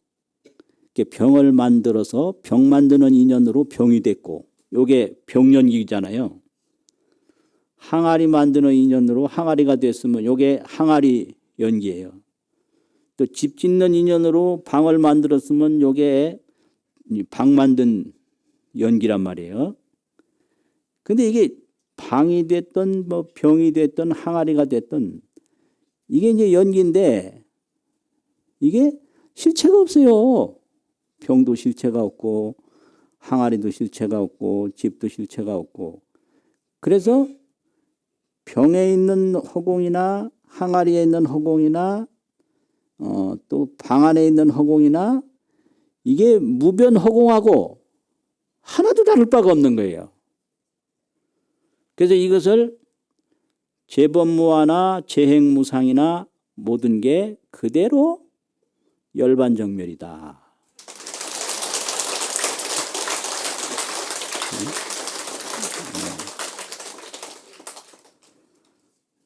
이게 부처님의 가르침이에요. 무변허공은 끝이 없는 거예요, 그냥. 그런데 인연 따라서 병도 되는데 병 안의 허공도 무변허공이에요. 그래서 재범무화가 되고 무슨 뭐가 되지 뭐 재행무상이 되지만 그게 전부 열반정멸인 거예요. 대승불교에서 그렇게 설명을 해요. 그러니까 우리가 이거 인연에 의해서 이 몸이 됐는데 이게 그대로 뭐예요? 열반정멸인 거예요, 그냥. 근데 몸은 그대로 열반정멸인데 이제 생각이 모를 뿐이에요. 생각이. 그래서 이걸 이제 비유로 설명할 때 왕자인데 몸은 왕자예요. 그런데 밖에 나가서 떠돌이 생활을 오래 해버려 가지고 몸은 왕자인데 생각이 자기가 왕자인 줄을 몰라요. 그런데 이 자기가 왕자인 줄 모르는 사람이 금방 왕자 되는 길이 있거든요. 그럼 몸을 바꿔서 왕자 되는 게 아니에요. 내가 왕자라구나 이걸 알면 왕자인 거예요. 열반이 멀리 있는 게 아니고요. 그대로 열반인데 생각이 열반을 등지고 있어요. 그래서 열반인 줄 알면 바로 열반이지. 그래서 깨달음이지 창조가 아니에요. 왕자를 창조해서 왕자 된 게 아니라 본래 왕자였는데 모르고 있다가 너는 왕자다. 그 말 딱 듣고 어디로 가느냐. 왕이 있는 자기 아버지 궁전으로 달려가서 딱 만나서 확인 딱 하면 끝나는 거예요.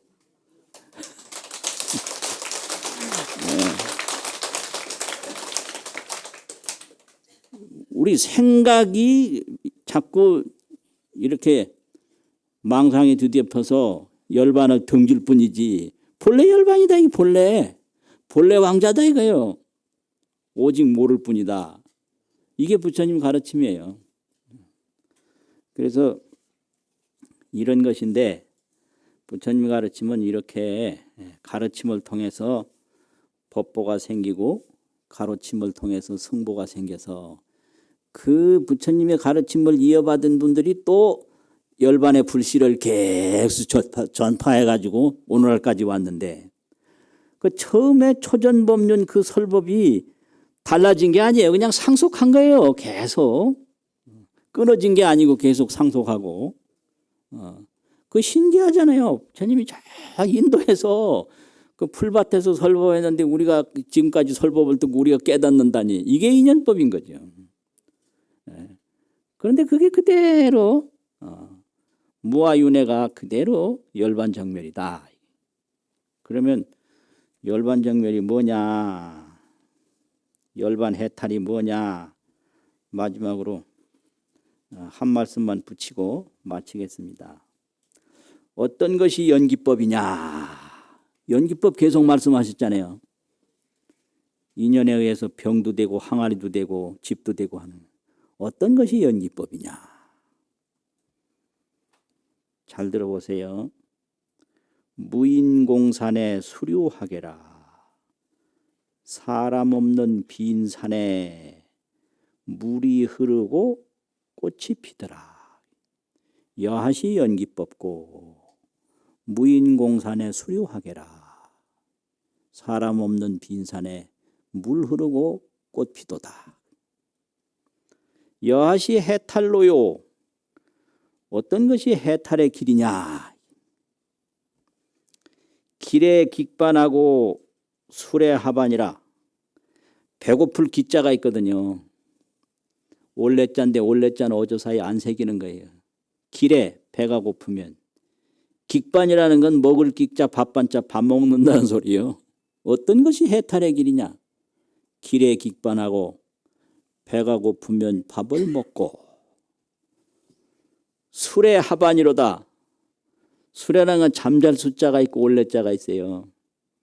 잠이 오면 눈 딱 감는다. 하반이라는 건 눈 감는다는 말인데 그걸 잠잔다 이렇게 해석을 해요. 잠이 오면 잠을 자도다. 다시 한번 할게요.